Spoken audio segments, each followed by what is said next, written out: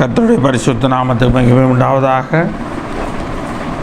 கொடு கர்த்தருடைய வார்த்தை பகிர்ந்து கொள்ளும்படி தேவன் கொடுத்த ஸ்வாக்கியத்திற்காக நான் கர்த்தரை ஸ்தோத்தரிக்கிறேன். கர்த்தர் உங்களை ஆசீர்வதிப்பாராக. நம் கண்களை முடிய அவர் செய்ப்போம். பிதாவை நல்ல வேலைக்கு நன்றி சொல்லுகிறோம். ஆண்டவரே, நீர் எங்களுக்கு கொடுத்த வாக்குத்தத்த வார்த்தைகளுக்காய் ஸ்தோத்திரம்ப்பா.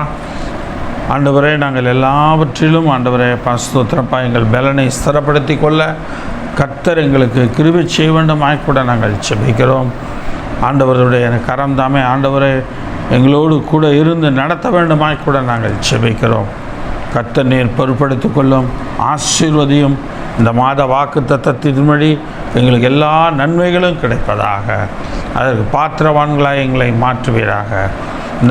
இந்த வார செய்தியை நீர் ஆசீர்வதியும். இந்த ஆண்டவரை வாரத்தில் ஆண்டவரை எங்களுக்கு அநேக நன்மைகள், இந்த மாதத்தில் அநேக ஆசீர்வாதங்கள் வந்து சேர கர்த்தர் கிருபை செய்யும். இயேசுவின் நாமத்தில் பிதாவே, ஆமென். கர்த்தருடைய பரிசுத்த நாமத்துக்கு மகிமை உண்டாவதாக. 2 நாளாகமத்தின் புத்தகம் 19ஆம் அதிகாரம் 11ஆம் வசனம். 2 நாளாகமம் 19:11. இதோ ஆசாரியனாகிய அமரியா கர்த்தருக்கடுத்த எல்லா நியாயத்திலும் இஸ்மவேலின் குமாரனாகிய செபதியா என்னும் யூத வம்சத்தின் தலைவன் ராஜாவுக்கு அடுத்த எல்லா நியாயத்திலும் உங்களுக்கு மேலான நியாயாதிபதிகள் லேவியரும் உங்கள் கைக்குள் உத்தியோகஸ்தராய் இருக்கிறார்கள். நீங்கள் திடமனதாய் இருந்து காரியத்தை நடத்துங்கள். உத்தமனுக்கு கர்த்தர் துணை. திடமனதாய் இருந்து காரியத்தை நடத்துங்கள். உத்தமனுக்கு கர்த்தர் துணை. இது ஒரு ஞான திருஷ்டிக்காரன் யோசபாத் என்கிற ராஜாவை பார்த்து சொல்லுகிறதான ஒரு வார்த்தை. ஆக இங்கே பார்க்கிறோம், நீங்கள் திடமனதாய் முதலாவது இருங்க. திடமனதாய் இருந்து காரியங்கள் எல்லாவற்றையும் செய்யுங்க. செய்யாம இருக்காதீங்க. அறகுற மனதோடு செய்யாதீங்க. ஒரே நோக்கம், ஒரே எண்ணம், அதுதான் திடமனது. திடமனதாய் இருந்து காரியத்தை நடத்துங்கள். உத்தமனுக்கு கர்த்தர் துணை என்று சொல்லி பார்க்கிறோம். உத்தமனுக்கு கர்த்தர் துணையாய் இருக்கிறார். கடந்த வாரம் பார்த்திருப்பீர்கள், உத்தமனுக்குரிய ஆசீர்வாதங்களையும் பார்த்திருப்பீர்கள். இந்த வாரம் உத்தமர்களுக்கு ஒரு தேவன் கொடுக்கிற 3 நன்மைகளை நாம் பார்க்க போகிறோம். 3 விதமான நன்மைகளை கர்த்தர் கொடுக்கிறார். அதை நாம் பெற வேண்டுமானால் கர்த்தர் நம்மோடு துணையாய் இருக்கும்போது அந்த 3 நன்மைகள் நமக்கு வரும். அப்போ கர்த்தர் நம்மளோடு துணையாய் இருக்க வேண்டுமானால் நாம் உத்தமர்களாய் இருக்க வேண்டும். அதோடு மாத்திரமல்ல, திடமனதாய் இருந்து காரியங்களை எல்லாம் நடத்த வேண்டும். நடக்குமா? நடக்காதா? கிடைக்குமா? கிடைக்காதா? இதெல்லாம் இல்லை. திடமனது. கர்த்தர் எனக்கு செய்வார். கர்த்தருக்குள் இந்த காரியத்தை நான் செய்கிறேன், நான் செய்கிறது வாய்க்கும், ஒருபோதும் அது தடைபடாது. ஆக திடமனதாய் இருந்து நீங்கள் காரியங்களை நடத்த வேண்டும்.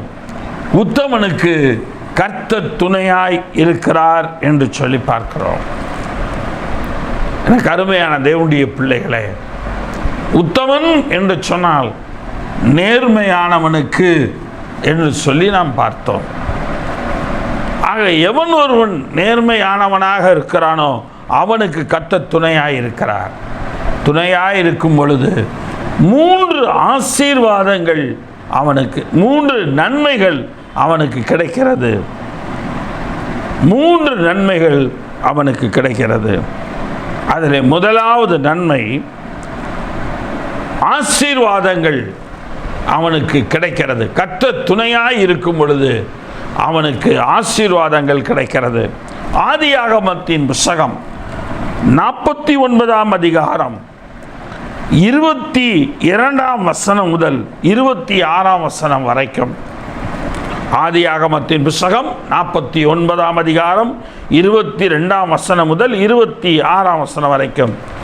யோசேப்பு கனி தரும் செடி, அவன் நீர் ஊற்றண்டையிலே கனீர் தரு செடி, அதன் கொடிகள் சுவரின் மேல் படரும். வில் வீரர் அவனை மனவடிவாக்கி அவன் மேல் எய்து அவனை பகைத்தார்கள். ஆனாலும் அவனுடைய வில் உறுதியாய் நின்றது. அவன் புயங்கள் யாக்கோபுடைய வல்லவரின் கரங்களால் பலத்தன. இதனாலே அவன் மேய்ப்பனும் இஸ்ரவேலின் கண்மலையுமானான். உன் தகப்பனுடைய தேவனாலே அப்படி ஆயிற்று. 25ஆம் வசனத்தில் அவர் உனக்கு துணையாயிருப்பார். உன் தகப்பனுடைய தேவனால் உனக்கு இப்படியெல்லாம் நடந்தது. உன் தகப்பனுடைய தேவன் உனக்கு துணையாயிருப்பார். அவர் சர்வ வல்லவராயிருக்கிறார். ஆகவே அப்படி நடந்தது. அவர் உயர வானத்திலிருந்து உண்டாகும் ஆசீர்வாதங்களினாலும் கீழே ஆழத்தில் உண்டாகும் ஆசீர்வாதங்களினாலும் ஸ்தனங்களுக்கும் கர்ப்பங்களுக்கும் உரிய ஆசீர்வாதங்களினாலும் உன்னை ஆசீர்வதிப்பார். உன் தகப்பனுடைய ஆசீர்வாதங்கள் என் பிதாக்களுடைய ஆசீர்வாதங்களுக்கு மேற்பட்டதாயிருந்தது. நித்திய பர்வதங்களின் முடிவு மட்டும் எட்டுகின்றன. அவைகள் யோசேப்புடைய சிரசின் மேலும் தன் சகோதரர் விசேஷத்தினுடைய உச்சந்தலையின் மேலும் வருவதாக. ஆக யோசேப்புக்கு கர்த்தர் துணையாயிருக்கிறார். யோசேப்பு ஒரு கனி தரும் செடியாக இருக்கிறான். அவன் நீரூற்றண்டையிலே இருக்கக்கூடிய கனி தரும் செடி. அந்த செடி கொடிகள், அந்த செடியினுடைய கொடிகள் சுவற்றின் மேலே படருகிறது என்று சொல்லி பார்க்கிறோம். எனக்கு அருமையான தேவனுடைய பிள்ளைகளே, அது சுவற்றின் மேல் படருகிறதாக இருக்கிறது. நீங்கள் சங்கீதத்தின் புத்தகம், சங்கீதம் 1ஆம் அதிகாரம்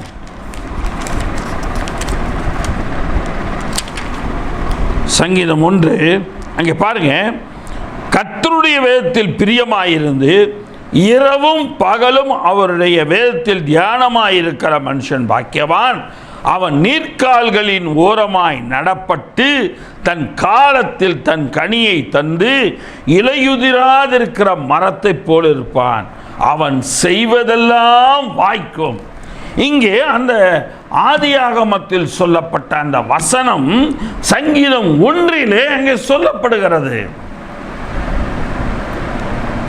ஆக கர்த்தருடைய இந்த நாட்களிலே கர்த்தருடைய வேதங்களை தியானிக்கிற மனுஷர்கள், இரவும் பகலும் தியானிக்கிற மனுஷர்கள் இப்படிப்பட்டதான ஆசீர்வாதத்தை பெறுகிறார்கள்.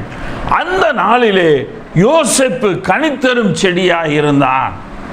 அவன் கர்த்தருடைய பார்வையிலே நேர்மையானவனாக உத்தமனாக அவன் இருந்தபடியினாலே அவர் அவனுக்கு துணையாய் இருந்தார்.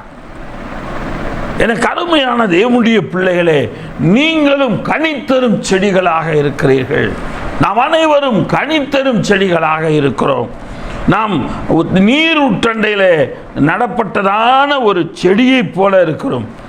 அது என்ன பாருங்க, அவன் நீர்க்கால்களின் ஓரமாய் நடப்பட்டு தன் காலத்தில் கனியை தந்து இலையுதிராதிருக்கிற மரத்தை போல் இருப்பான்.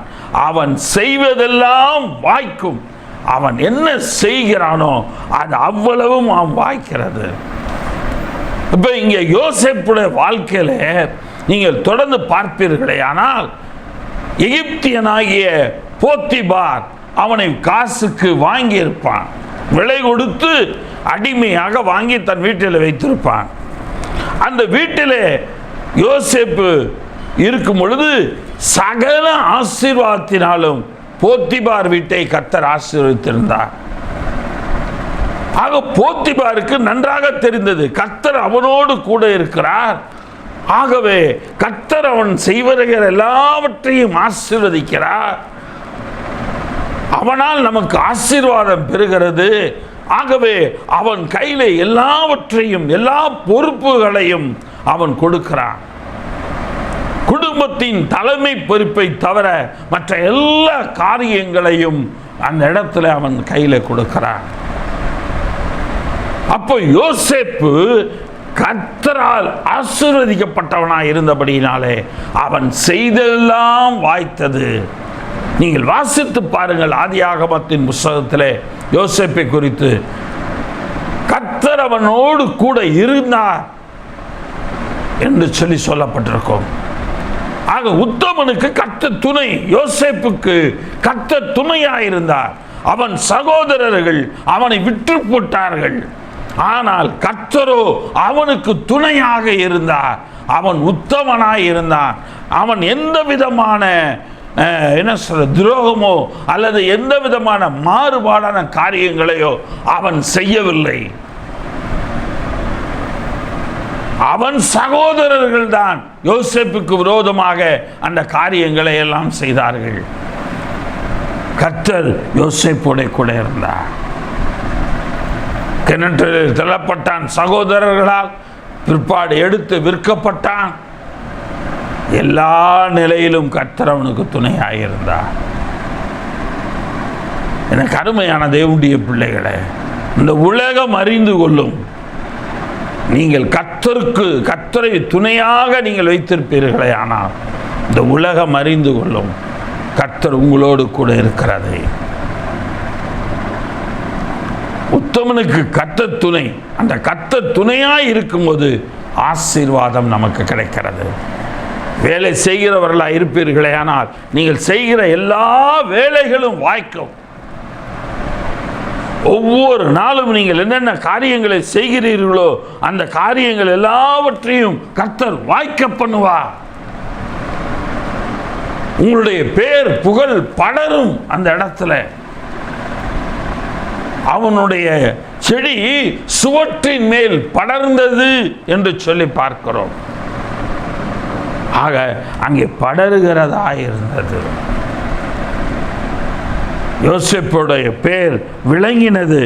யோசேப் ஆதியாகமத்தின் புத்தகம் 39ஆம் அதிகாரம் 4ஆம் வசனத்தில் பாருங்க, கர்த்தர் யோசேப்போடு இருந்தார், அவன் காரிய சித்தி உள்ளவனானான், அவன் எகிப்தியனாகிய தன் எஜமானுடைய வீட்டிலே இருந்தான்.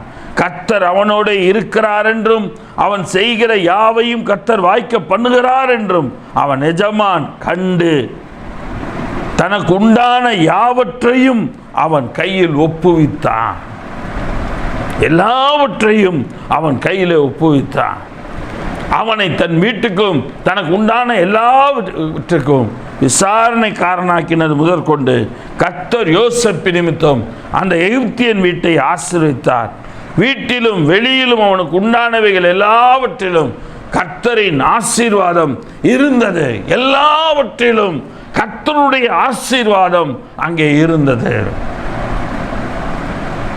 உங்களுடைய வாழ்க்கையிலும் எல்லாவற்றிலும் கர்த்தருடைய ஆசீர்வாதம் இருக்கும். அலுவலகத்தில் மேலதிகாரிகள் சொல்வார்கள், மேலதிகாரிகள் அறிந்து கொள்வார்கள், புரிந்து கொள்வார்கள், இவங்களிடத்தில் தேவ ஏதோ ஒரு காரியம் இருக்கிறது, அதனால நீங்கள் செய்கிறதெல்லாம் வாய்க்கிறது என்று அவர்கள் புரிந்து கொள்வார்கள். நீங்கள் உத்தமர்களாக இருந்தால் போதும், கர்த்தர் உங்களுக்கு துணையாக இருப்பார். கர்த்தர் துணையாக இருக்கும் பொழுது நீங்கள் ஆசீர்வதிக்கப்பட்டவர்களாக இருப்பீர்கள். நியாயாதிபதிகளின் புத்தகம் 13ஆம் அதிகாரம் 24ஆம் வசனத்தில் பார்க்கிறோம். சிம்சோனுடைய காரியங்களை குறித்து நாம் பார்க்கிறோம். நியாயாதிபதிகள் 13:24. பின்பு அந்த ஸ்திரீ ஒரு குமாரனை பெற்று அவனுக்கு சிம்சோன் என்று பெயரிட்டார். அந்த பிள்ளை வளர்ந்தது, கர்த்தர் அவனை ஆசீர்வதித்தார். கர்த்தர் சிம்சோனை ஆசீர்வதித்து வைத்திருந்தார். அவன் வளர வளர ஆசீர்வாதத்திலே எல்லாவற்றிலும் வளர்ந்து வந்தான். அவன் உத்தமனாய் இருக்கிற வரைக்கும் கர்த்தர் அவனுக்கு துணையாயிருந்து அவனை ஆசீர்வதித்தார். அவன் என்னைக்கு சாபத்தீடானதிலே கை வைத்தானோ அப்பொழுதுதான் அவனுடைய வாழ்க்கையில தேவ பிரசன்னத்தை இழந்தான். சேரக்கூடாத சாவகாசத்தில் சேர்ந்தபடினால தேவ பிரசன்னத்தை இழந்தான். இந்த உலக சிநேகம் தேவனுக்கு விரோதமான பகை என்று சொல்லி பார்க்கிறோம். உலகத்தினுடைய சிநேகமானது தேவனுக்கு விரோதமான ஒரு பகையான காரியம். நாங்கள் தேவனுக்குள் இருக்கிறோமா? கர்த்தர் நம்மை ஆசீர்வதிக்க சித்தமுள்ளவராயிருக்கிறார். எல்லாவற்றிலும் கர்த்தர் நம்மை நடத்துகிறவராயிருக்கிறார். அந்த உலக சிநேகத்தினால் இருந்தபடினாலே அவன் அந்த இடத்துல காட்டி கொடுக்கப்படுகிறான். அவன் தலைமுடி சிரைக்கப்படுகிறது. அவன் கண்கள் குருடாக்கப்பட்டன. மறுபடியும் அவன் தலைமுடி வளரும் பொழுது அவனை வேடிக்கை காட்டும்படிக்கு அவனை கொண்டு வந்து நடு முற்றத்தில் வைக்கிறார்கள். இந்த 2 முற்றங்களையும் பிடித்து ஆண்டவரிடத்தில் ஜெபிக்கிறான். ஆண்டவரே, மறுபடியும் ஒரு விஷயம் என்னுடைய வாழ்க்கையில என்னை ஆசீர்வதியும், எனக்கு துணையாயிரும். இப்பொழுது ஒரே விஷயமாக நான் இங்கு உள்ள எல்லாரையும் மடிவிக்கும்படிக்கு நீர் என்னோடு கூட இரும். அதே போல 2 தூண்களையும் தன் கைகளினால் இழுத்தான். அந்த கட்டடம் முழுவதும் இடிந்தது. இவனும் அதில் மரித்து போனான். இவன் ஆண்டவரிடத்தில் ஜெபித்ததில் ஒரு குறை. ஆண்டவரே, இவர்கள் எல்லாரையும் ஒரு விஷயம் நான் பழி வாங்கும்படிக்கு நீர் எனக்கு பார்வை தந்து, நீர் என்னை ஆசீர்வதித்து, எனக்கு பலன் தந்து இவர்கள் எல்லாரையும் அழித்து போடுபடி கிருபை செய்யும் என்று சொல்லியிருப்பானா, தேவன் இவனுக்கு பார்வையை கொடுத்திருப்பார். தேவன் இவன் அந்த கட்டட இடிபாடுகளிலே சாகாதபடி இவனையும் பாதுகாத்திருப்பார். இவன் ஜெபித்தது, ஆண்டவரே, ஒரு விஷயம் எனக்கு பலத்தை தாங்க. பார்வை கேட்கல, பலத்தை மட்டும் தாங்க. இந்த பெல்சில் அத்தனை பேரை நான் கொண்டு போடுறேன். இவன் கேட்டதை தேவன் அவனுக்கு கொடுத்தார். தேவன் அவனை ஆசீர்வதித்தார். வேதாகமத்தில் யோபுவின் புஸ்தகம் 42 அதிகாரம் 12 வசனம். யோபுவின் புஸ்தகம் 12 அதிகாரம் 42 அதிகாரம் 12 வசனம். கர்த்தர் யோபின் முன்னிலைமையை பார்க்கிலும் அவன் பின்னிலைமையை ஆசீர்வதித்தார். யோபு 42:12. கர்த்தர் யோபின் முன்னிலைமையை பார்க்கிலும் அவன் பின்னிலைமையை ஆசீர்வதித்தார். 14,000 ஆடுகளும் 6,000 ஒட்டகங்களும் 1,000 ஏறுகளும் 1,000 கழுதைகளும் அவனுக்கு உண்டாயிருந்தன. கர்த்தர் அவனை ஆசீர்வதித்து வைத்தார். அவனுக்கு துணையாக தேவன் அங்கே வந்தார். அவன் ஆசீர்வதிக்கப்பட்டான். எனக்கு அருமையான தேவனுடைய பிள்ளைகளே, அவனுடைய முந்தின வாழ்க்கையை பார்க்கலும் பிந்தின வாழ்க்கை ஆசீர்வாதம். இந்த கடந்த 9 மாத வாழ்க்கையை பார்க்கலும் இந்த 10வது மாதத்திலிருந்து தொடங்குகிற வாழ்க்கை உங்களுக்கு ஆசீர்வாதமாக இருக்கட்டும். முன்னிலைமையை பார்க்கலும் இந்த பின்னிலைமையின் இந்த 3 மாதத்தின் வாழ்க்கை உங்களுக்கு ஆசீர்வாதமாக இருக்கட்டும். தேவன் உங்களுக்கு துணையாயிருந்து உங்களை ஆசீர்வதிப்பாராக. யோபுவை போல அவன் உத்தமனும் நீதிமானும் சன்மார்க்கனுமாக தேவனுக்கு பயப்படுகிறவனுமாயிருந்தான். அவனைப் போல நீங்கள் இருப்பீர்களே, ஆனால் கர்த்தர் உங்களுக்கும் துணையாயிருப்பார். சங்கீதத்தின் புஸ்தகம் 29 அதிகாரம் 11 வசனம். சங்கீதம் 29:11. கர்த்தர் தமது ஜனத்திற்கு பலன் கொடுப்பார். கர்த்தர் தமது ஜனத்திற்கு சமாதானம் அருளி அவர்களை ஆசிரிப்பார். கர்த்தர் தம்முடைய ஜனங்களுக்கு பலன் கொடுக்கிறார். கர்த்தர் தம்முடைய ஜனங்களுக்கு பலன் கொடுக்கிறார். அரணை காத்துக்கொள், வழியை காவல் பண்ணு, பலத்தை காத்துக்க. கர்த்தரிடத்திடம் தான் இருந்து கர்த்தரிடத்திலிருந்து பலத்தை பெற்றுக்கொள்ளணும். இங்கே நாம் பார்க்கிறோம் சங்கீதம் 29:11 கர்த்தர் தமது ஜனத்திற்கு பலன் கொடுப்பார். கர்த்தர் தமது ஜனத்திற்கு சமாதானம் அருளி அவர்களை ஆசீர்வதிப்பார். கர்த்தர் துணையாய் இருப்பதினால் முதலாவது ஒரு ஆசீர்வாதம் நன்மை 3 நன்மைகளில் முதலாவது நன்மை கர்த்தர் நம்மை ஆசீர்வதிக்கிறார். இரண்டாவது நன்மை கர்த்தர் நமக்காக யுத்தங்களை நடப்பிக்கிறார் என்று சொல்லி பார்க்கிறோம். 2 நாளாகமத்தின் புத்தகம் 32ஆம் அதிகாரம் 6 முதல் 8 வசனங்கள். 2 நாளாகமும் 32ஆம் அதிகாரம் 6 முதல் 8 வசனம். ஜனத்தின் மேல் படைத்தலைவரை வைத்து அவர்களை நகரவாசலின் வீதியில் தன் அண்டையிலே கூடி வரச் செய்து அவர்களை நோக்கி, நீங்கள் திடன் கொண்டு தைரியமாயிருங்கள். அசிரியா ராஜாவுக்கும் அவனோடு இருக்கிற ஏராளமான கூட்டத்திற்கு பயப்படாமலும் கலங்காமலும் இருங்கள். அவனோடு இருக்கிறவர்களை பார்க்கலும் நம்மோடு இருக்கிறவர்கள் அதிகம். அவனோடு இருக்கிறது மாம்சபுயம், நமக்கு துணை நின்று நம்முடைய யுத்தங்களை நடத்தி கொண்டு இருக்கிறவர். நம்மோடு இருக்கிறவர் நம்முடைய தேவனாகிய கர்த்தர் தானே. நம்மோடு நமக்கு துணையாக நின்று நமக்காக யுத்தங்களை நமக்கு நடத்துகிறவர், நம்மோடு இருக்கிறவர் நம்முடைய தேவனாகிய கர்த்தர் தானே என்று சொல்லி அவர்களை தேற்றினார். யூதாவின் ராஜாவாகிய எசேக்கியா சொன்ன இந்த வார்த்தைகளின் மேல் ஜனங்கள் நம்பிக்கை வைத்தார்கள்.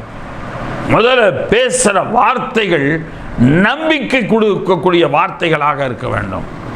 நாம் என்ன வார்த்தை பேசுகிறோமோ அந்த வார்த்தை நம்பிக்கை கொடுக்கிற வார்த்தையாக இருக்க வேண்டும்.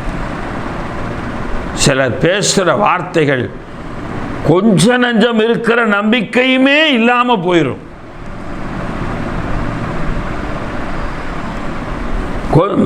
வாயை திறந்தாலே ஒரு நம்பிக்கை இல்லாத அவிசுவாசமான ஒரு மனமில்லாத ஒரு வாழ்க்கை அவங்க வாழ்க்கை.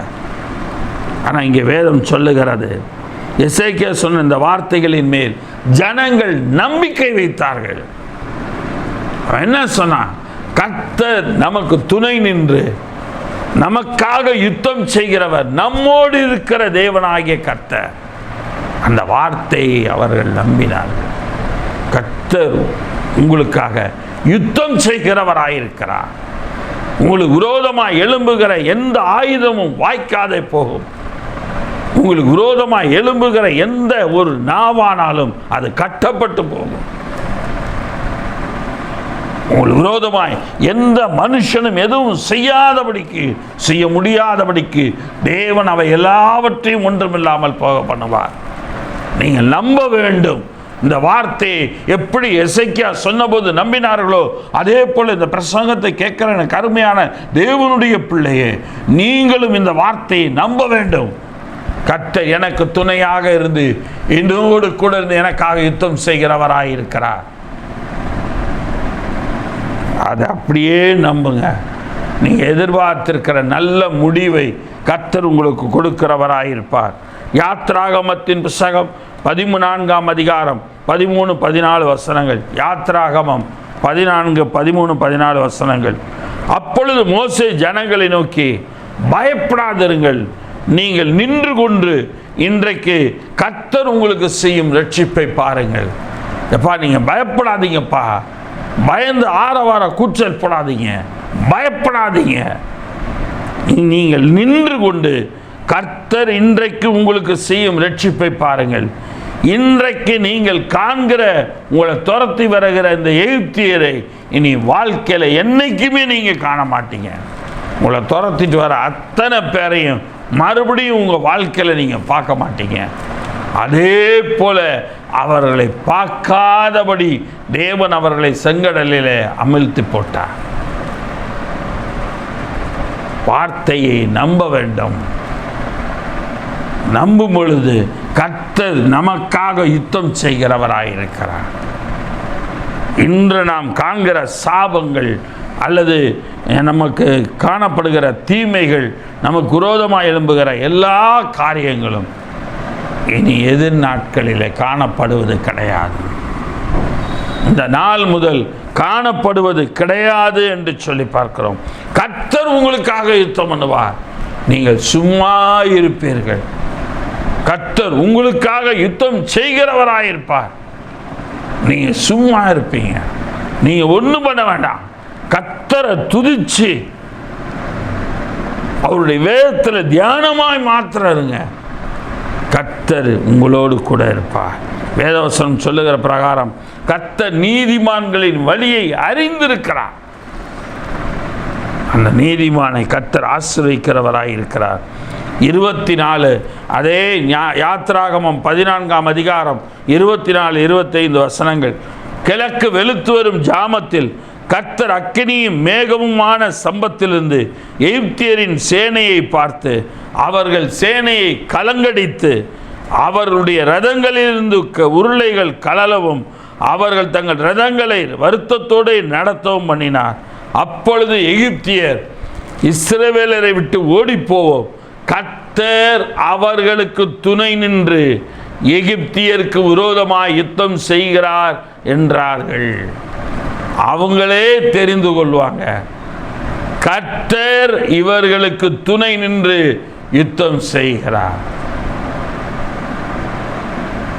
ஆக நாம் அழிந்து போய்விடுவோம். ஆக இங்கே அவர்கள் அதை தான் சொன்னார்கள். எகிப்தியன் தனக்குத்தானே சொன்ன வார்த்தை அதுதான், அவர்களுடைய தேவன் அவர்களுக்கு துணை நின்று யுத்தம் செய்கிறார். நாம் மாத்திரம் சொல்வதல்ல, உலகமும் நம்மை பார்த்து சொல்லக்கூடிய வார்த்தை. யாத்திராகமத்தின் புஸ்தகம் 15ஆம் அதிகாரம் 3ஆம் வசனத்திலே கர்த்தரை குறித்து உயர்த்தி பாடின பாட்டு. இஸ்ரவேலை பின்தொடர்ந்து வந்த எல்லா எகிப்தியரை செங்கடலிலே மடக்கடித்த தேவனுடைய அந்த நாமத்தை உயர்த்தி மோசே பாடின பாட்டு. கர்த்தரே யுத்தத்தில் வல்லவர், கர்த்தர் என்பது அவருடைய நாமம். கர்த்தரே யுத்தத்தில் வல்லவர், அந்த கர்த்தர் என்பது அவருடைய நாமம் என்று சொல்லி பார்க்கிறோம். உபாகமத்தின் புஸ்தகம் 1ஆம் அதிகாரம் 27ஆம் வசனம் முதல் 30ஆம் வசனம் வரைக்கும் பார்க்கிறோம். உங்கள் கூடாரங்களில் முறுமுறுத்து கர்த்தர் நம்மை வெறுத்து நம்மை அழிக்கும் பொருட்டாக நம்மை எமோரியரின் கையில் ஒப்பு கொடுக்கும்படி நம்மை எகிப்து தேசத்திலிருந்து புறப்பட பண்ணினார். நாம் எங்கே போகலாம்? அந்த ஜனங்கள் நம்மை பார்க்கலும் பலவான்கள். இந்த மக்கள் இஸ்ரவேலர் கர்த்தர் எவ்வளவுதான் இவங்களுக்கு நன்மை செஞ்சாலும், எவ்வளவுதான் இவங்களுக்காக யுத்தம் செய்தாலும், இவங்களுக்கு சத்துருக்களை பார்த்தாலே இவங்களுக்கு பயம்தான். உடனே சொன்னாங்க, இந்த எமோரியர்கள் ரொம்ப பயங்கரமானவங்க எல்லாம் சொல்றாங்க. 29-30 வசனங்களை பாருங்க. அப்பொழுது நான் உங்களை நோக்கி, நீங்கள் கலங்காமலும் அவர்களுக்கு பயப்படாமலும் இருங்கள்.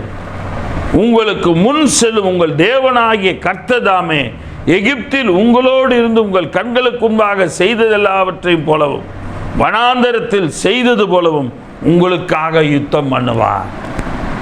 எப்படி வனாந்தரத்தில் செய்தாரோ, எப்படி செங்கடலை பிளந்து எகிப்தியருக்கு செய்தாரோ, அதே போல இப்போ இங்கேயும் இந்த எமோரியருக்கு செய்வார். வாயை திறந்து அவிசுவாசமா அவநம்பிக்கையா நீ பேசாத. நீ திடமனதாயிருந்து நீ கர்த்தருக்கு காத்திரு. உத்தமனுக்கு கர்த்தர் துணை உள்ளவராயிருக்கிறார். எனக்கு அருமையான தேவனுடைய பிள்ளைகளே, நீங்க கர்த்தருடைய வார்த்தைக்கு கீழ்ப்படிந்து உங்களுடைய வாழ்க்கையில் திடமனதாயிருந்து கர்த்தருக்கு காத்திருங்க. திடமனதாயிருந்து காத்திருங்க. கர்த்தருக்கு காத்திரு. திடமனதாயிருந்து கர்த்தருக்கு காத்திரு. சங்கீதத்தில் வருகிற வசனம். ஆக கர்த்தருக்கு காத்திருக்க வேண்டும். ஏசாயாவில் சொல்லப்படுகிறது, கர்த்தருக்கு காத்திருக்கிறவர்களோ கழுகுகளைப் போல செட்டைகளை அடித்து உயர எழும்புவார்கள் என்று சொல்லி நாம் பார்க்கிறோம். ஆக அப்படிப்பட்ட காரியங்களை தேவன் செய்கிறவராயிருக்கிறார். 1 சாமுவேலின் புத்தகம் 17ஆம் அதிகாரம் 46-47 வசனங்கள். 1 சாமுவேல் 17ஆம் அதிகாரம் 46-47 வசனங்கள். இன்றைய தினம் கர்த்தர் உன்னை என் கையில் ஒப்பு கொடுப்பார். நான் உன்னை கொன்று உன் தலையை உன்னை விட்டு வாங்கி பெலிஸ்தீருடைய பாளையத்தின் பிணையங்களை இன்றைய தினம் ஆகாயத்து பறவைகளுக்கும் பூமியின் காட்டு மிருகங்களுக்கும் கொடுப்பேன். அதனால் இஸ்ரவேலின் தேவன் ஒருவர் உண்டு என்றும் பூலோகத்தார் எல்லாரும் அறிந்து கொள்வார்கள். தாவீது என்னும் ஒரு வாலிபன் சொல்லுகிற வார்த்தை, கோலியாத் என்கிற ராட்சசனை நோக்கி சொல்லுகிற வார்த்தை. கர்த்தர் பட்டயத்தினாலும் ஈட்டினாலும் ரட்சிக்கிறவர் அல்ல. இந்த ஜனம் கூட்டமெல்லாம் அறிந்து கொள்ளும், கர்த்தர் பட்டயத்தினாலும் ஈட்டினாலும் ரட்சிக்கிறவர் அல்ல என்று சொல்லி இந்த ஜனக்கூட்டமெல்லாம் அறிந்து கொள்ளும். யுத்தம் கர்த்தருடையது, அவர் உங்களை எங்கள் கையில் ஒப்பு கொடுப்பார். யுத்தம் கர்த்தருடையது, அவர் உங்களை எங்கள் கையில் ஒப்பு கொடுப்பார். அறிக்கையிடுகிற வார்த்தை விசுவாச வார்த்தை. நான் ஜெயிப்பேன், கர்த்தர் எனக்கு துணையாய் இருக்கும் பொழுது, கர்த்தர் என்னோடு துணையாய் இருக்கிற போது கர்த்தர் எனக்காக யுத்தம் பண்ணுவார். யுத்தம் கர்த்தருடையது என்று அங்கே அவன் சொல்லுகிறான். கோலியாத்தை நோக்கி எதிர்த்தது, கவனிலே வைத்து கல்லை எறிந்தது தாவீது. ஆனால் தாவீது சொன்ன வார்த்தை என்ன? யுத்தம் கர்த்தருடையது. அப்ப கர்த்தர் யுத்தம் பண்ணும் பொழுது அவர் என்ன விதமாக செய்யணுமோ அதை செய்வார். கோலியாத்தை எதிர்த்து கத்தியில தான் பட்டயத்தினால்தான் சண்டை போடணும். ஆனா இவனை கவன் கல்ல வச்சு பயன்படுத்தினார் பாருங்க, அதுதாங்க கர்த்தருடைய விசேஷம். உங்களுடைய சத்துருக்கள் உங்களுக்கு விரோதமாக என்னென்ன ஆள் பலம் என்னென்ன காரியங்கள் வேணாலும் இருக்கலாம், ஆனால் கர்த்தர் உங்களோடு கூட இருக்கார். கர்த்தர் உங்களோடு கூட இருப்பார். ஆனால் கர்த்தர் எல்லா காரியங்களையும் உங்களிடத்தில் செய்கிறவராய் இருக்கிறார். அப்பொழுது அந்த பெலிஸ்தன் எழும்பி தாவீதுக்கு எதிராக கெட்டி வருகையில் தாவீது தீவிரமாய் அந்த சேனைக்கும் அந்த பெலிஸ்தனுக்கும் எதிராக ஓடி தன் கையில் அடப்பையிலே போட்டு அதிலிருந்து ஒரு கல்லை எடுத்து கவனிலே வைத்து சுழற்றி பெலிஸ்தனுடைய நெற்றில் பட எறிந்தான். அந்த கல் அவன் நெற்றில் பதிந்து போனதினால் அவன் தரையிலே முகம் குப்புற விழுந்தான். மல்லாக்க உழுவுல முகம் குப்புற விழுந்தான். உங்கள் சத்துருக்கள் கர்த்தர் உங்களுக்கு துணையாக இருக்கும் பொழுது, உங்களுக்கு விரோதமாக யுத்தம் செய்யும் பொழுது அவங்க மல்லாக்க கூட விழ மாட்டாங்க, முகங்குப்புற விழுவாங்க, வெக்கப்பட்டு விழுவாங்க, வெக்கப்பட்டு போவாங்க. அவங்களுடைய அந்த மரணமும் ஒரு வெக்கமடைதலுக்கான ஒரு மரணமாக இருக்கும். இங்கே இந்த பெலிஸ்தன் ஆகிய கோலியாத்தினுடைய மரணம் ஒரு வெட்கப்படுதலுக்குரிய ஒரு மரணம். அவன் முகங்குப்புற விழுந்து கடந்தான். எனக்கு அருமையான தேவனுடைய பிள்ளையே, கர்த்தர் உங்களுக்கு துணையாக இருக்கும் பொழுது கர்த்தர் உங்களை ஆசீர்வதிக்கிறவராயிருப்பார். கர்த்தர் உங்களை நடத்துகிறவராயிருப்பார். சங்கீதத்தின் புத்தகம் 24ஆம் அதிகாரம் 7ஆம் வசனம். வாசல்களே உங்கள் தலைகளை உயர்த்துங்கள், அநாதி கதவுகளே உயருங்கள், மகிமையின் ராஜா உட்பிரவேசிப்பார். யார் இந்த மகிமையின் ராஜா? அவர் வல்லமையும் பராக்கிரமும் உள்ள கர்த்தர். அவர் யுத்தத்தில் பராக்கிரமம் உள்ள கர்த்தராமே. அவர் யுத்தத்திலே பராக்கிரமம் உள்ள கர்த்தர். அவரை மாறி ஒரு யுத்தத்துக்கு ஆலோசனை பண்ணுறது யாருமே கிடையாது. உங்களுக்கு விரோதமாக எழும்புகிற எல்லாரையும் எப்படி முகங்குப்புற விழ வைக்கணும்னு அவருக்கு தெரியும், வெக்கப்பட்டு விழ வைக்கணும்னு அவருக்கு தெரியும். உங்கள் சத்துருக்களை வெக்கப்பட்டு விழும்படி தேவன் கிரியை செய்கிறவராயிருக்கிறார், உங்களுக்காக யுத்தம் பண்ணுகிறவராயிருக்கிறார். சங்கீதம் 35ஆம் அதிகாரம் 1ஆம் வசனத்திலிருந்து பார்க்கிறோம். கர்த்தாவே, நீர் என் வழக்காளிகளோடு வழக்காடி என்னோடு யுத்தம் பண்ணுகிறவர்களுடைய யுத்தம் பண்ணும் என்று சொல்லி பார்க்கிறோம். கர்த்தாவே, நீர் என் வழக்காளிகளோடு வழக்காடி. சங்கீதம் 35 கர்த்தாவே, நீர் என் வழக்காளிகளோட வழக்காடி என்னோடு யுத்தம் பண்ணுகிறவர்களோட யுத்தம் பண்ணும். நீர் கேடகத்தையும் பரிசையும் பிடித்து எனக்கு ஒத்தாசையாக எழுந்தருளும். என்னை துன்பப்படுத்துகிறவர்களோடு எழுத்து நின்று ஈட்டி ஓங்கி அவர்களை மறித்து நான் உன் ரட்சிப்பு என்று என் ஆத்மாவுக்கு சொல்லும். எனக்கு விரோதமாக துன்பப்படுத்துகிறவங்க எனக்கு என்ன துன்பப்படுத்துகிறாங்க, வாயின் வார்த்தைகளினால் என்னை குறித்து அவதூறு பேசுகிறபடினா, என்னை குறித்து கேவலமாக பேசுகிறபடினா, நிந்திக்கிறபடினா, கர்த்தாவே நீர் எதிர்த்து நின்று ஈட்டியை ஓங்கி நீர் மறித்து, கர்த்தாவே நான் உன் ரட்சிப்பு என்று எனக்கு என் ஆத்மாவுக்கு சொல்லும். ஆண்டவரே, என் பிராணனை வாங்க தேடுகிறவர் வெட்கப்பட்டு போவார்களா, எனக்கு தீங்கு செய்ய நினைவர்கள் நாணம் அடைவார்களாக. அதுதாங்க அங்கே நடந்தது. கோலியாத் சாவில் கூட வெட்கப்பட்டு தான் செத்தான், முகங்குப்புற விழுந்து செத்தான். ஆக இங்கே பார்க்கிறோம், எனக்கு தீங்கு செய்ய நினைக்கிறவர்கள் நாணம் அடைவார்களாக, வெட்கப்பட்டு போவார்களாக. ஆக இரண்டாவது நன்மை, கர்த்தர் நமக்காக யுத்தம் செய்கிறார். கடைசியாக மூன்றாவது நன்மை, திடப்படுத்தி பலப்படுத்துகிற தேவனாய் இருக்கிறார். மூன்றாவது நன்மை, உத்தமனுக்கு கர்த்தர் துணை. ஆக கர்த்தர் துணையாய் இருக்கும் பொழுது மூன்றாவது கடைசி நன்மை, திடப்படுத்தி பலப்படுத்துகிறார். தானியேல் தீர்க்கதரிசியின் புஸ்தகம் 11 தானியேல் 11:1, மேதியனாகிய தரியு அரசாண்ட 1 வருஷத்திலே நான் அவனை திடப்படுத்தவும் பலப்படுத்தவும் அவனுக்கு துணை நின்றேன் என்று கர்த்தருடைய வார்த்தை. அந்த தரியுவை திடப்படுத்தவும் பலப்படுத்தவும் கர்த்தர் அவனுக்கு துணை நின்றார். ஆக உங்களை நீங்க இருக்கிற நிலையில உங்களை ஸ்திரப்படுத்துவதற்காக தேவன் உங்களை திடப்படுத்தி பலப்படுத்த உங்களுக்கு துணையாக இருக்கிறவராக இருக்கிறார். ஏசாயா தீர்க்கதரிசியின் புஸ்தகம் 35 1 முதல் 4 வரைக்கும். ஏசாயா 35 1 முதல் 4 வனாந்தரமும் வறண்ட நிலமும் மகிழ்ந்து கடுவெளி கழித்து புஷ்பத்தை போல செழிக்கும். அது மிகுதியாய் செழித்து பூரித்து ஆனந்த களிப்புடன் பாடும். லிபனோனின் மகிமையும் கர்மேல் சாரோன் என்பவைகளின் அலங்காரமும் அதற்கு அளிக்கப்படும். அவர்கள் கர்த்தருடைய மகிமையையும் நமது தேவனுடைய மகத்துவத்தையும் காண்பார்கள். தளர்ந்த கைகளை திடப்படுத்தி தள்ளாடுகிற முழங்கால்களை பலப்படுத்துங்கள். தளர்ந்த கையை திடப்படுத்துங்க, தள்ளாடுகிற முழங்கால்களை பலப்படுத்துங்க.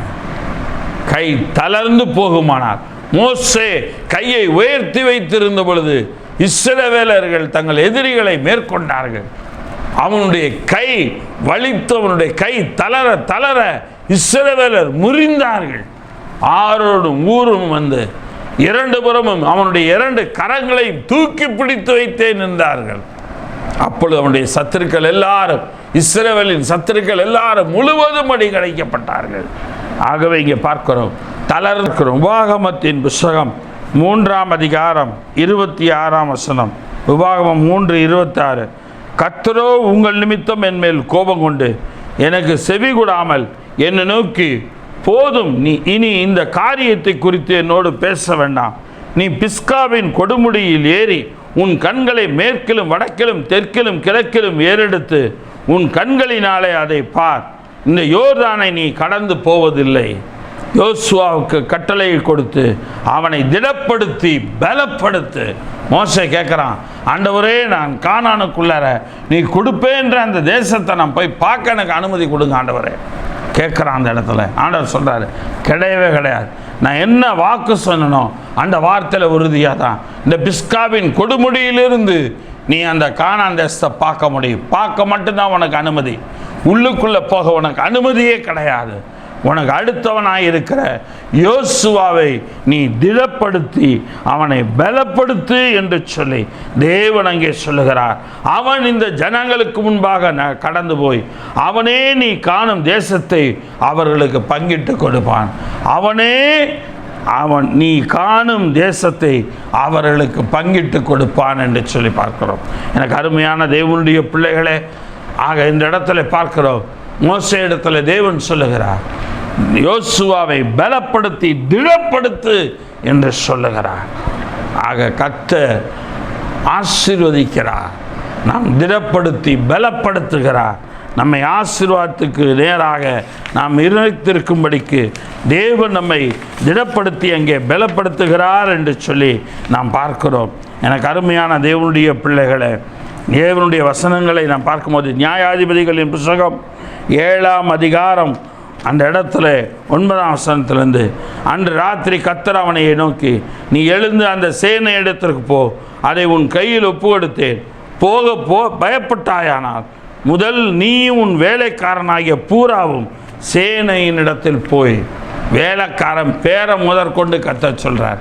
அப்போ நம்முடைய தேவன் நம்முடைய வேலைக்காரங்க பேரை கூட தெரிந்து வைத்திருக்கிறார் பாருங்க. நாம் இன்ட்ரடியூஸ் பண்ணணும்னு அவசியம் இல்லை. நம்மளோட யார் கூட வேலை செய்கிறா, நமக்கு கீழே யார் வேலை செய்கிறா, நமக்கு மேலே யார் நமக்கு தலைமையில் இருக்கிறா என்று தேவன் அங்கே எல்லாரையும் ஆராய்ந்து பார்க்கிறார். எல்லாரையும் ஆராய்ந்து பார்க்கிறவராயிருக்கிறார். எனக்கு அருமையான தேவனுடைய பிள்ளைகளே, கர்த்தர் உங்களோடு கூட இருக்கிறார். 11ஆம் வசனத்தை பாருங்க. அங்கே என்ன பேசுகிறார்கள் என்று கேள், பின்பு சேனை இடத்திற்கு போக உன் கைகள் திடப்படும் என்று சொல்லி அங்கே அவர் அப்படியே சொன்னார் என்று சொல்லி பார்க்கிறோம். எனக்கு அருமையான தேவனுடைய பிள்ளைகளே, அப்படியே அவனும் வேலைக்காரனாகிய பூராவும் சேனையின் முன்னணியில் ஜாமம் காக்கிறவர்கள் மட்டும் போனார்கள் என்று சொல்லி அங்கே நாம் பார்க்கிறோம். கர்த்தர் பெரிய காரியங்களை செய்கிறவராக இருக்கிறார். இங்கே பார்க்கிறோம், தேவன் அந்த இடத்துல அவன் இடத்துல சொல்லுகிறார், நீ அவனுடைய வேலைக்காரன் பேரை முதற்கொண்டு சொல்லி நீ போய் நீ அங்கே என்ன பேசுகிறாங்கன்றதை கேளுப்பா அப்படின்றார். அவங்க அங்கெல்லாம் போய் பேசும் பொழுது அவங்களுக்கு ஒரு சொப்பனத்தை ஏற்கனவே காட்டப்பட்டுள்ளது. அந்த சொப்பனத்தின்படி அவன் சொல்கிறான். வாசிங்க 13ஆம் வசனத்தில் பாருங்கள். கிதியோன் வந்தபோது ஒருவன் மற்றொருவனுக்கு ஒரு சொப்பனத்தை சொன்னான். அதாவது, இதோ ஒரு பெரிய சொப்பனத்தை கண்டேன். அது சுட்டிருந்த ஒரு வார்கோதுமை அப்பம் மீதியானரின் பாளையத்துக்கு உருண்டு வந்தது. அது கூடாரம் மட்டும் வந்தபோது அதை விழ தள்ளி கவிழ்த்து போட்டது. கூடாரம் விழுந்து கிடந்தது என்றான். அப்பொழுது மற்றவன், இது யோவாசின் குமாரனாகிய கிதியோன் என்னும் இஸ்ரவேலனுடைய பட்டயமே அல்லாமல் வேறல்ல. தேவன் மீதியானையரையும் இந்த சேனை அனைத்தையும் அவன் கையில் ஒப்பு கொடுத்தார் என்றான். கிதியோன் அந்த சொப்பனத்தையும் அதன் வியாப்தியையும் கேட்டபோது அவன் பணிந்து கொண்டு இஸ்ரவேலின் பாளையத்துக்கு திரும்பி வந்து, எழுந்திருங்கள், கர்த்தர் மீதியானின் பாளையத்தை உங்கள் கையில் ஒப்பு கொடுத்தார் என்று சொன்னான். நம்மை குறித்த தேவன் நமக்கு வெற்றியை கொடுக்க போகிற காரியத்தை, நாம் வெற்றியை அனுபவிக்க போகிற காரியத்தை கர்த்தர் உங்களுக்கு வெளிப்படுத்துவார். கர்த்தர் நம்முடைய சத்துருக்களுக்கு வெளிப்படுத்துவார். அவங்களுக்கு சொப்பனத்தின் வழியாக வெளிப்படுத்துவார். நம்மை குறித்த காரியங்கள் தேவன் நம்மோடு துணையாக இருப்பதை தேவன் அவர்களுக்கு வெளிப்படுத்தி, சொப்பனத்தின் வாயிலாக வெளிப்படுத்தி, நான் அவனுக்கு துணையாக இருக்கிறேன், அவன் ஜெயம் பெறப் போகிறான் என்பதை அவர்கள் எல்லாரும் உணர்ந்து கொள்ளும்படி தேவன் செய்கிறவராயிருக்கிறார். எனக்கு அருமையான தேவனுடைய பிள்ளைகளே, நீங்கள் கர்த்தருக்குள் உங்களை திடப்படுத்தி பலப்படுத்துங்கள். கர்த்தர் பெரிய காரியங்களை செய்ய வல்லவராயிருக்கிறார். உங்களை ஆசீர்வதிக்க தேவன் வல்லவராயிருக்கிறார், நன்மை செய்கிறவராயிருக்கிறார். ஆக இந்த வாரத்தில் இன்னைக்கு கேட்ட செய்தியின்படி உத்தமனுக்கு கர்த்தர் துணை. 3 நன்மைகளை கர்த்தர் செய்கிறார். முதலாவது ஆசீர்வாதத்தை தருகிறார். இரண்டாவது காரியமாக நாம் பார்க்கிறோம், தேவன் அந்த இடத்துல யுத்தங்களை நடப்பிக்கிறார். மூன்றாவது, தேவன் அந்த இடத்துல திடப்படுத்தி பலப்படுத்துகிறார். கண்களை மூடி நாம் ஜெபிப்போம். இதாவே இந்த நல்ல வேலைக்காய் நன்றி செலுத்துகிறோம். அருமையான இந்த நேரத்திலும் ஆண்டவருடைய சமூகத்து நேராய் வருகிறோம். இந்த நாளில் கேட்ட செய்தியின்படி உத்தமனுக்கு கர்த்தர் துணை. நீர் துணையாக இருக்கும் பொழுது ஆண்டவரை நடக்கிற எல்லா 3 நன்மைகளும் எங்களுடைய வாழ்க்கையில் நடக்க கர்த்தர் கிருபை செய்யும். இந்த 3 நன்மைகளையும் எங்களுக்கு செய்வீராக. எங்களை ஆசீர்வதியும். ஆண்டவர் எங்களுக்காக யுத்தங்களை நடப்பியும். ஆண்டவரை எங்களை திடப்படுத்தி பலப்படுத்தும். தொடர்ந்து வழி நடத்தும், காத்துக்கொள்ளும். துதிகன மகிமையெல்லாம் எடுக்கிறோம். கர்த்தரும் இரட்சகரும் மீட்பருமான இயேசுவின் மூலம் ஜெபிக்கிறோம் ஜீவனுள்ள பிதாவே, ஆமென். என் ஆத்மாவே கர்த்தரை ஸ்தோத்திரி, என் முழுவதுமே அவருடைய பரிசுத்த நாமத்தை ஸ்தோத்திரி. என் ஆத்மாவே கர்த்தரை ஸ்தோத்திரி, கர்த்தர் செய் சகல உபகாரங்களை மறவாதே, ஆமென். உடைய கர்த்தராகிய இயேசு கிறிஸ்துவினுடைய கிருபையும் பிதாவாகிய தேவனுடைய அன்பும் பரிசுத்தமுடைய வழி நடத்துகிற பக்கபலம் பாதுகாப்பும் இன்றும் என்றும் சதா காலங்களிலும் நம்மோடு கூட இருப்பதாக, ஆமென். கர்த்தர் உங்களை ஆசீர்வதிப்பார். உத்தமனுக்கு கர்த்தர் துணை. கர்த்தராகவே உங்களுக்கு துணையாக இருந்து கர்த்தர் காரியங்களை எல்லாம் நடத்துகிறவராய் இருக்கிறார். ஆக கர்த்தர் உங்களுக்காக ஆசீர்வாதங்களை கிடைக்கப்படுகிறார். உங்களுக்காக யுத்தம் செய்கிறார். உங்களுக்காக தேவன் அந்த இடத்துல திடப்படுத்தி பலப்படுத்துகிறார். கவலைப்படாதீங்க. இந்த வாரம் கர்த்தர் உங்களை ஆசீர்வதிப்பாராக. ஆமென், ஆமென், ஆமென்.